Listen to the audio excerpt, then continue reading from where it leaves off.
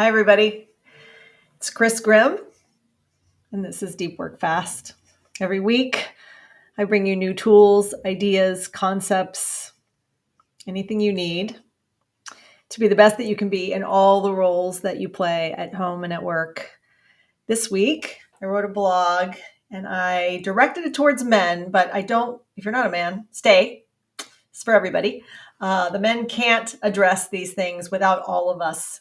And by the way, it's not just men who do these things. I just find it's more prevalent with men. So if you haven't yet checked it out, Heather, Mission Control, just put the blog in the chat. It is called The Top 3 Ways Men Undermine Their Success. Like I said, everybody needs to listen because we have lots of people around us who are doing these things and they may not even know it because what I'm going to describe to you have been normal ways of operating, thinking, and behaving for a long time, and they don't work anymore. So now they're not helping, they're undermining you. So let's get right to it. Like I said, this is important for everybody to understand because you can't just change without the people and the systems and the teams and the families and everybody involved giving you the space to make a change, specifically when we're talking about behavioral patterns and thinking patterns that we're attached to. And what I mean by that is the more we do them habitually over time, the more instinctual they become. And so even if it wasn't your instinct the day you were born, if you've been doing something for a long time and you're kind of on autopilot, well, guess what? Changing that is not always easy. You can't just say you're going to change it and do it the next day. And I think most of you may know that. But if you don't, please let's learn this today together. So I want to talk about the 3 things that honestly for generations have been norms for the way people operate, but more for men than for women. And I'll explain a little bit that as we go. Let's just talk about the 3 things. And then I think you'll start to understand what I'm talking about a little bit more. And we can talk about what it takes to change those things, regardless of the body that you're in, but mostly for men. Okay, here's why. So the first thing, believe it or not, is a reluctance or a refusal to ask for help. So I want you to think about the fact that, like I said, for generations, up until probably this last 10 years, the norm for men and probably women who were operating in systems like men, we weren't asking for help. Because why? Because it was important for you to be independent. The whole concept of being a self-made person. Also, for generations, we were rewarded, and specifically men, for kind of toughing it out, right? Just not having to admit that you were weak and that you needed help. And this is one of the things that it does not work anymore. And one of the reasons it doesn't work anymore is the world we're living in is moving faster and is more complex than it was before. If you think about the workplace alone, like let's just isolate and think about what has happened. We went from, if you think about our ancestors, right, just a few generations ago, at the turn of from 1800s to the 1900s, people were still doing manual labor most of the time, right? There were very little people who were what are called white collar workers. Most of our families, our generations, our great grandfathers were doing manual labor of some sort. They were either farming or they worked in an industrial situations where they might have been, think about automobile industry or manufacturing or the military, right? All of those things were highly physical and they needed people to kind of comply with a system and act a certain way to be successful there. And then we moved into a time where, people were more educated, more people started going to college, and more workers were white collar workers. So we had a different balance. There were still people doing blue collar things. There still are. But we had more white collar workers, which means our abilities and our ability to behave in certain ways were looked at in a different way. We still wanted the people, mostly the men, to show up and be predictable and linear and work in a hierarchy. And to do that, what did we want? Well, we wanted to reward people who achieved inside the system. And that often rewarded people, well, getting it right the first time, not having to ask for help, not having to ask a lot of questions, not having to, what we thought, and really in some situations, slow things down to make sure you did the right thing, right? So, it became a cultural norm to, not stop and ask for help or admit that you would need help. And I know sometimes that's a meme, that's a joke. But like I said, it's not working anymore because we've moved into, as you have probably noticed, an economy and a culture that requires agility. It's interesting. I was listening to Dr. Adam Grant, and I had Heather, thank you, Mission Control. If you haven't done yet, Heather, if you'll put it there, the website for Dr. Adam Grant. If you don't know Adam Grant, he is a Wharton professor at the University of Pennsylvania, the Business School. Very famous. He's written at least 5 books and done a bunch of TED Talks. He's got 2 podcasts. If you don't know Adam Grant, you should. He really is what I would consider to be one of the thought leaders around leadership today in what we consider to be the modern world, a world that is highly data driven. We have more knowledge workers. So the way we manage in this world has to be different. And he has a second podcast that actually takes that out of work and into life and in general ways that we interact with each other. And one of the things that he says that is highly relevant to this conversation is that he talks about this shift from a high degree of value on people's abilities, how smart they were, how well you problem solved, your ability to get things done in certain structures, to now moving to a place where the number one thing that we need from people is for you to be agile. And the way he talks about it is, I think, critical if you are resonating with my message today, which is we cannot any longer stay in a mode of operating where we don't collaborate and ask for help. Our problems are too complicated. Most situations in a work environment, you've got to collaborate in some way, right? It's not a nice to have anymore. Usually one person can't actually get things done the way you might have been able to in the past. And in that, I think he actually said some things and I wrote them down so that I could say them to you. He said the most important things are how quickly can you change your mind? How fast can you admit that you're wrong? Can you anticipate change and problems and then pivot?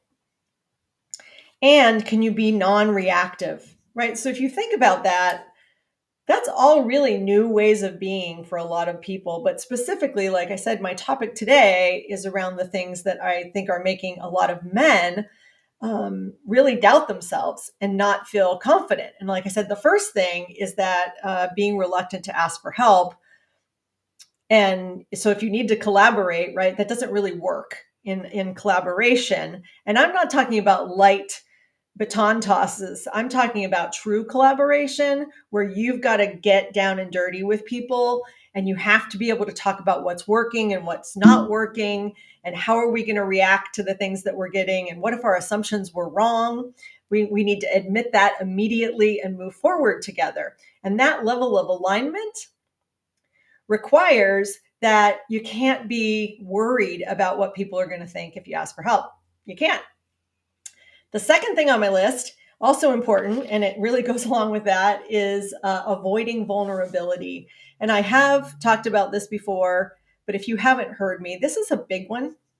And it's really a big one for men who have been taught that vulnerability is a weakness.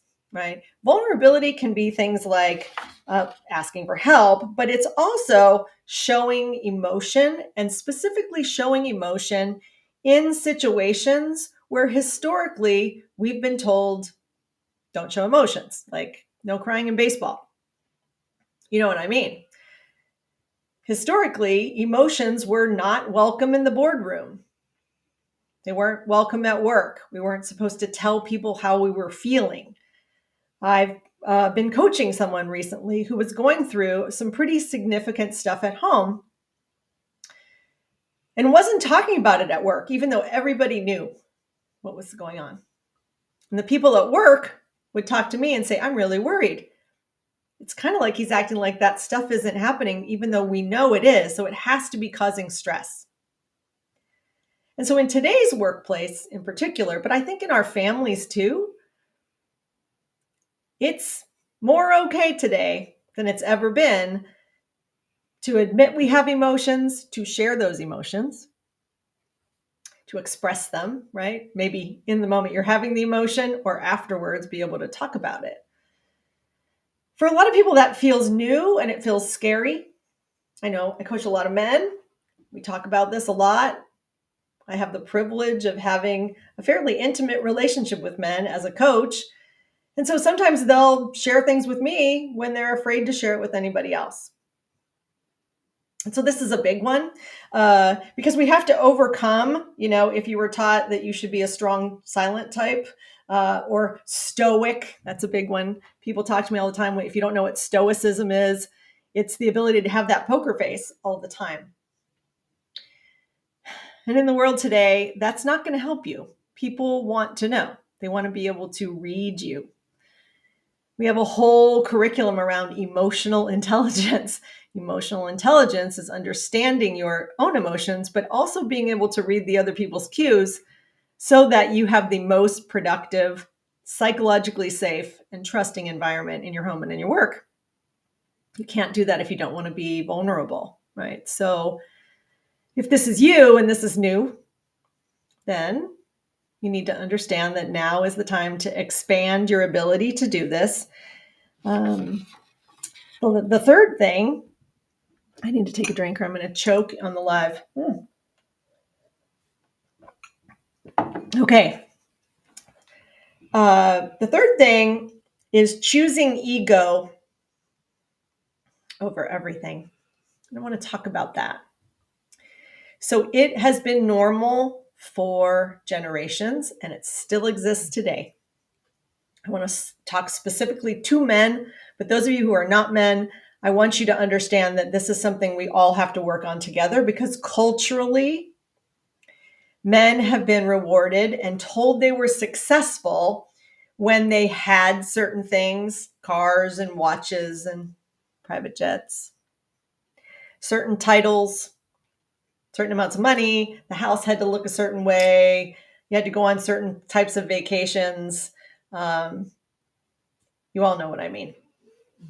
That inflates the ego, right? It validates the identity. I have accomplished something. I am successful. And while that might be true, specifically in the old ways of thinking about success, our old ways of thinking about what abundance meant, right? The accumulation of all of that on top of situations where I really think we did ourselves a disservice by requiring that parents and leaders in particular needed to be right all the time. And like I said, for generations, that's been the norm, right? The boss had to be right. The parents had to be right. So put those things together. High achievement, lots of things, with the need to at least create the illusion, if not actually be right all the time. First of all, that's a lot of pressure and really hard to sustain. And it was in the old world that seemingly was moving slower and was more linear and more predictable. Now we take it into the world we're in now. And that old way of operating, well, it is harder to maintain. I know that because a lot of you tell me that. Wow, this is really hard. And in an environment, I'm going to go back to what Adam Grant said, right? In an environment where really the thing people need to be the most is flexible and agile, right? I need to be able to adjust to any situation. I need to be able to work with any person, any level of person, any person that shows up. I need to be able to work with them, right? So those old constructs around your ego needing to create this persona that you have to maintain, well, that makes us oftentimes rigid. It creates separation with other people. And because we're trying to maintain that illusion, often we have to be in self deception or self deceive to stay in there. And I know I've done lots of blogs and some of these deep work fasts on what happens when people remove their mask and work on those things. So I won't go into it today, but I wanted to focus on these three things because they come up a lot, specifically when I'm coaching men over 40. So that could be you. It's probably, if it's not you, it's someone you know. And like I said, the whole system has to change. And by the way, I can make a list and I do lots of things for the women too. And so I want to just take away gender for a second and any person, if this resonates with you, if you are feeling like you habitually have had these patterns over time and these three things or even one of them resonate with you and you know they're not working anymore, then forget I said it was any for a specific person and just start to think about the fact that it's time to change. Now, to shift these patterns and to stop undermining yourself, the first step is that you have to actually be honest with yourself that you've been using these things, right? That they've been normal. You don't need to blame anybody. You don't need to blame your dad. You don't need to blame your boss. You don't need to blame the workplace. We don't need to do any of that. You just need to know these things aren't working anymore and I need to change. So, the three things, how do I change that? Let's go back to number one.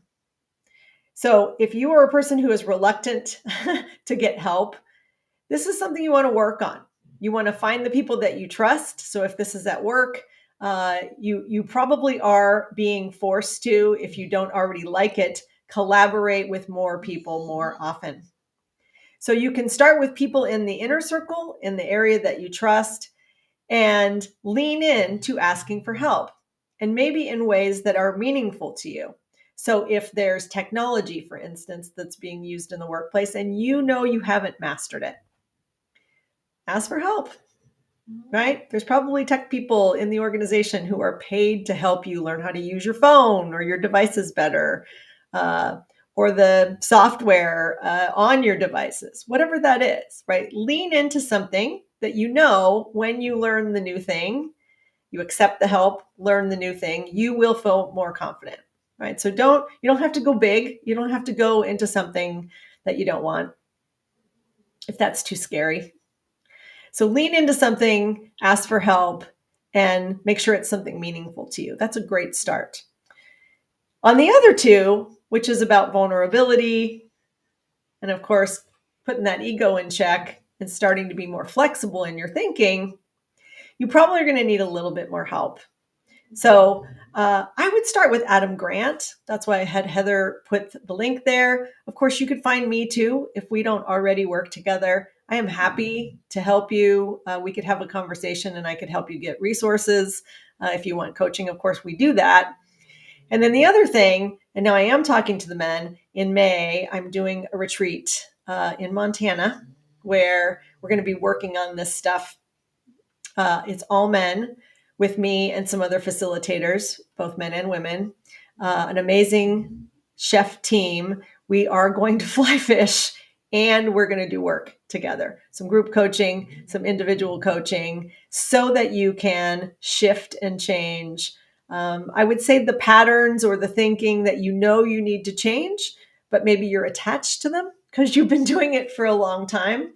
That's really hard to change on Zoom and in the middle of your busy life. So if you are interested in this and you know you need to do it, you know where to find me. So, with that, please grab the blog and read it. Think about these three things. Start to notice and be honest with yourself.